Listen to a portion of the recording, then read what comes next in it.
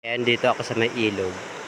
Yung mga bato kayo na tinanggal ko ay nire-reclap ko kayo na dahil umuulan. Nasabayan ko yung baha. Malakas ng ko ng baha. Ngayon, sa mga gilid-gilid, kinunan ko na ng bato. Ito. Papakita ko sa inyo yung ginagawa ko kanina. Yan. Yung bato-bato na to. Ano. Pinanglagay ko na ulit para madipinsa ng itong tibag-tibag na ito. Sayang, oh. Katibag-tibag kasing malupa na, no? Yan. Ngayon ay lagyan ko ng maraming bato yung gilid, tapos reklapan ko to. Ito lang gawa ko ngayon, no? Ito, tinanggalan ko na naman ng bato. Yung nakaraan kasi konti lang to. Nalagay ko dito, buhay na yung kawayan, no? Buhay na siya. Kaya ito, mga hanggang dito lang siguro nang ilagay kong taas niya. Hindi gaanong taas, mga hanggang baywang. Nalagyan ko na siya ng lupa ulit para mabuhay na yung mga tanim pag natanim yung kawayan. Yan, ito. Yun ang kaninang ginawa ko. Yan, yung ibang mga bato na yun, no? Tumpok-tumpok ko. Yan. Yan. Ito.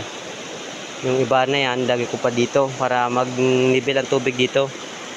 Yan, dahil kinakain ng ilog. Yan yung puno ng kawayan, no? Puno ng kawayan yan, no? Ngayon, yung sa taas, dahil sa taas yung kawayan, pinukutkot ng tubig yung ilalim. Dahil malambot, kaya lalagyan natin ng mga reclap na bato ng ilalim.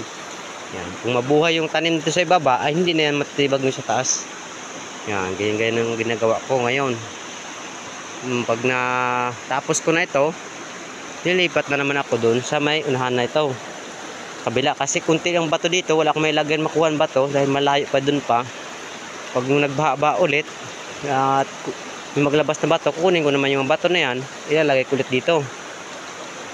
Para magawa ko to utay-utay lang, dahil wala naman tayo makuha ng makinarya para maghakot ng bato, tao lang tayo kaya tiyaga lang, no, talaga sa gagawin na ito para lang madepinsahan tong lupa na ito, dahil sayang naman ang lupa na tinitirhan namin ito sa taas dahil sa ganda at maganda rin ang tanawin dito. Ngayon umulan, maluntayan na naman ang mga damo. Yung mga karaang araw at mainit, ngayon ay maganda naman ang mga damo. Sariwang-sariwa na naman siya dahil umulan. Kaya pagdating ng tag-araw yan, magiging itim na parang brown na, ganun na siya mangyari. Brown-brown. Ngayon ang mangyari sa mga bundok na yan.